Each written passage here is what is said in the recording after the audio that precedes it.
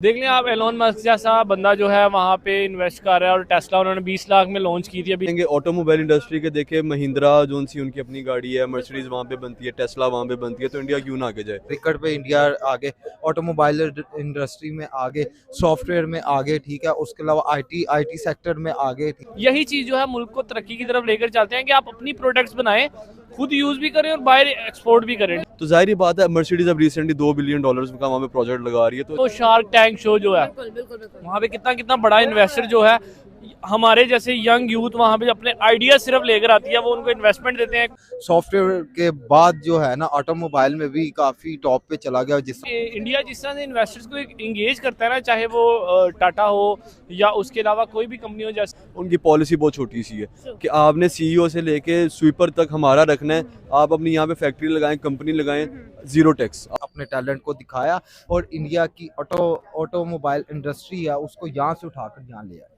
बिरयानी मसाले तक होते हैं, वहां से लेके बिल्डिंग बनाने तक जितनी बड़ी मशीनरी है या जितनी इलेक्ट्रॉनिक डिवाइसेस है, इंडिया खुद बना रहा है। हेलो व्यूअर्स, अस्सलाम वालेकुम, पाकिस्तान, नमस्ते India, this is your host सामना दलरी वाचिंग माय यूट्यूब चैनल। आज हम लोग बात करेंगे ऑटोमोबाइल इंडस्ट्री ऑफ इंडिया के बारे में। वी ऑल नो कि मर्सिडीज की तरफ से एक मैसिव इन्वेस्टमेंट इंडिया की तरफ आई है और ऑटोमोबाइल इंडस्ट्री की जब बात की जाती है तो ऑलरेडी इंडिया जो है वो third largest automobile industry of the whole world है। लोगों से बात करेंगे, जानेंगे उनका ओपिनियन, वो क्या सोचते हैं, क्या ख्याल करते हैं। हमारे साथ रहे और अगर आपको शेयर करना चाहते हैं अपनी फेवरेट गाड़ी हमें बताना चाहते हैं, कमेंट बॉक्स में जरूर बताएं।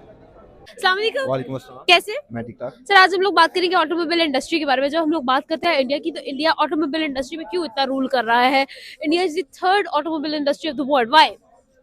डेफिनेटली इंडिया, सबसे पहले मैं बात करूंगा इंडिया की ऑटोमोबाइल इंडस्ट्री के बारे में। आपने देखा होगा कि जिस तरह रेंज रोवर इंडिया के पास है, बिल्कुल। ठीक है, जो इंडिया बनाता है, ठीक है, और उसके अलावा इंटरनेशनल मार्केट में भी उनके ऑटोमोबाइल इंडस्ट्री में शेयर्स हैं। उसके अलावा इंडिया में भी काफ़ी ऑटो व्हीकल्स जो हैं, जिस तरह आप स्कूटी, हाँ। बाइक्स, ठीक है, गाड़ियाँ और बहुत सारे थार टाइप जिस तरह गाड़ियाँ हो गई, काफ़ी ज़्यादा जो इंडस्ट्री है वो इंडिया में पाई जाती है। आपने देखा होगा इंडिया सॉफ्टवेयर के बाद जो है ना, ऑटोमोबाइल में भी काफ़ी टॉप पे चला गया। जिस तरह आपने बताया कि तीसरे नंबर पे पहुंच चुकी हुई है।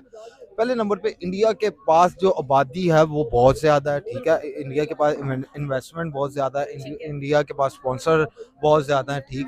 अच्छा यार, बात यह है कि सिर्फ ऑटोमोबाइल इंडस्ट्री में नहीं, हर इंडस्ट्री में जो है इंडिया इस टाइम जो है टॉप पे जा रहा है। चाहे आप उनकी इकोनॉमी की बात करें या जीडीपी की बात करें, वहाँ पर देखने इंडिया जिस तरह से इन्वेस्टर्स को इंगेज करता है ना, चाहे वो टाटा हो या उसके अलावा कोई भी कंपनी हो, जैसे देख लें आप, एलोन मस्क जैसा बंदा जो है वहाँ पे इन्वेस्ट कर रहा है और टेस्ला उन्होंने 20 लाख में लॉन्च की थी अभी। इंडिया के पास इतना पैसा है कि वो ऑटोमोबाइल इंडस्ट्री के अलावा और भी चीज़ों पे इन्वेस्ट कर सकता है। आपने देखा होगा क्रिकेट पे इंडिया आगे, ऑटोमोबाइल इंडस्ट्री में आगे, सॉफ्टवेयर में आगे, ठीक है, उसके अलावा आईटी सेक्टर में आगे। ऐसा इसलिए इंडिया के पास इन्वेस्टर बहुत ज़्यादा है, इंडिया के पास टेक्नोलॉजी बहुत ज़्यादा है, इंडिया के पास अवेयरनेस बहुत ज़्यादा है। अगर हम बात करेंगे ऑटोमोबाइल इंडस्ट्री के, देखे महिंद्रा जोन सी उनकी अपनी गाड़ी है, मर्सिडीज वहाँ पे बनती है, टेस्ला वहाँ पे बनती है, तो इंडिया क्यों ना आगे जाए। जहाँ मतलब ऑटोमोबाइल जोन सी है ना, जहाँ पे ऑटोमोबाइल इंडस्ट्री लगी है ना, आप समझ लें वहाँ पे majority of zone C technology है ना, जो उस कंट्री में मौजूद है, क्योंकि वहाँ के मैन पावर जोन से, वहाँ के जो स्टूडेंट अवेयरनेस जोन से ऑटोमोबाइल जो पढ़ते हैं, जो करते हैं, तो उनके लिए काफ़ी बेनिफिट्स हैं वहाँ पे। रिसेंट बात है, तो ऑटोमोबाइल इंडस्ट्री जो उनकी तीसरे नंबर पर है, वहाँ पे आईफोन की प्रोडक्शन मेरे ख्याल से वहीं पर होती है। उसके अलावा दुनिया का हर फोन वहाँ पे असल में ना, यही चीज़ जो है मुल्क को तरक्की की तरफ लेकर चलते हैं कि आप अपनी प्रोडक्ट्स बनाएं, खुद यूज भी करें और बाहर एक्सपोर्ट भी करें, ठीक है ना। इंपोर्ट करने के बजाय जितनी आपकी एक्सपोर्ट बढ़ेगी उतना जो है आपका मुल्क तरक्की करेगा। यही चीज इंडिया ने अच्छे टाइम पे सोच ली थी और इसीलिए इंडिया जो है अपने इस चीज पे काम कर रहा है। आप उनकी जौन सी मर्जी इंडस्ट्री उठा ले, मसाले से लेकर, वो मेरे ख्याल से जो बिरयानी मसाले तक होते हैं, वहां से लेके बिल्डिंग बनाने तक जितनी बड़ी मशीनरी है या जितनी इलेक्ट्रॉनिक डिवाइसेस है, इंडिया खुद बना रहा है। इंडिया ने अपने हर डिपार्टमेंट में तरक्की की ताकि वो अपने मुल्क के साथ साथ अपनी अवाम को भी लेकर चले, उन्हें भी फैसिलिटेट करें और अवाम को जो सहूलियात मुहैया की। डेफिनेटली जब एक मुल्क अपनी पब्लिक को एक प्लेटफॉर्म प्रोवाइड करता है, तब भी लोग अपने जो यंगस्टर है, यंग टैलेंट है, वहाँ की अवाम है, उस प्लेटफॉर्म पे वर्क करते हैं और अपने आप को दिखाते हैं कि हमारे में कितनी एबिलिटी और कितनी काबिलियत है। तो इंडिया की अवाम ने इंडिया ने उन्हें अपनी अवाम को प्लेटफॉर्म प्रोवाइड किया, अवाम ने प्लेटफॉर्म पे आके अपने टैलेंट को दिखाया और इंडिया की ऑटोमोबाइल इंडस्ट्री है उसको यहाँ से उठाकर यहाँ ले आए। सर जब हम लोग देखते हैं इंडिया की इंडस्ट्रीज की तरफ, तो इंडिया जो है वो काफी ग्रो करता हुआ हमें नजर आया, उनका जो टर्नओवर है वो हमें बेशुमार आगे बढ़ता हुआ नजर आया। तो आपको क्या लगता है कि अगर हम क्रेडिट की तरफ आए तो आखिर क्रेडिट किसकी तरफ जाता है? डेफिनेटली सबसे बड़ा क्रेडिट तो इंडिया को खुद ही जाता है ठीक है। और उनके मुल्क को जाता है। फिर सेकंड क्रेडिट जो जाता है ऑडियंस को, ठीक है, जो पब्लिक है उनकी। जाहिर सी बात है, आप एक मुल्क की मुआशियत की अगर बात करें ना, तो उनकी मुआशियत तब स्टैंड करती है जब उनकी जो उनसे इंपोर्ट एक्सपोर्ट जो है हाँ। वो ज्यादा हो, ठीक है। तो जाहिर ही बात है, मर्सिडीज अब रिसेंटली $2 बिलियन का वहाँ पे प्रोजेक्ट लगा रही है। तो इसका यही मतलब है ना कि इंडिया के अंदर ऑटोमोबाइल इंडस्ट्री एक्सपैंड हो रही है। एक्सपैंड जितनी ज़्यादा एक्सपैंड होगी उतना तो इंडिया को फ़ायदा है, उतना इंडस्ट्री को भी फ़ायदा है। सर क्या कहना चाहेंगे, जब हम इंडिया की तरफ जाते हैं, इंडिया की तरफ देखते हैं, तो इंडिया ने जो है हर एक फील्ड के अंदर एक ग्रिप की है। जब हम लोग क्रेडिट की तरफ जाए तो आखिर इस चीज का क्रेडिट किसको जाता है?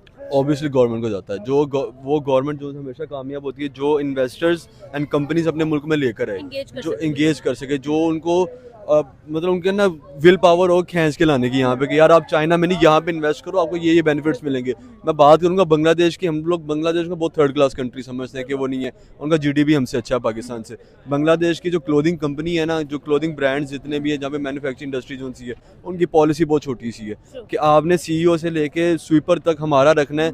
आप अपनी यहाँ पे फैक्ट्री लगाएं, कंपनी लगाएं, जीरो टैक्स, आपने रेंट पे करना, आपने टैक्सेशन पे नहीं करनी। मतलब ये पॉलिसीज होती हैं कुछ एक चीज़ को ग्रो करने की।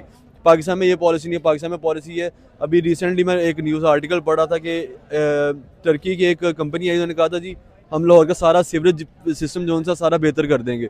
हमारी गवर्नमेंट किसी एक आदि खच बंदे ने ऐसे कह दिया, हाँ ठीक है 2 मिलियन का प्रोजेक्ट है, 100 मिलियन मेरा, 100 मिलियन आपका। उन्होंने 2 मिनट से पहले कहा उनका करनी नहीं थी, वो चले गए यहाँ से। ये अगर हो जाता तो किसकी बेहतरी थी? हमारी बेहतरी थी ना।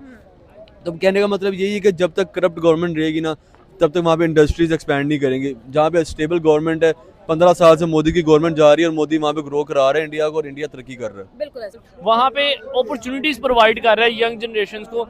उनका एक शो चलता है, वो शार्क टैंक शो जो है, बिल्कुल बिल्कुल बिल्कुल। वहाँ पे कितना कितना बड़ा इन्वेस्टर जो है, हमारे जैसे यंग यूथ वहाँ पे अपने आइडिया सिर्फ लेकर आती है, वो उनको इन्वेस्टमेंट देते हैं, एक परसेंटेज रखते हैं, और वहाँ पर वो जो है मिलियनेयर्स बिलियनेयर्स बनाते हैं। मतलब कि एक वो स्टूडेंट जिसके जहन में सिर्फ आइडिया है, एक यूनिक चीज़ है, चाहे वो 20-22 साल का हो, नौकरी ना करे, सिर्फ अपना आइडिया लेके उनके तक पहुँच जाए, वो वहाँ पे आपको बिजनेसमैन बना देंगे।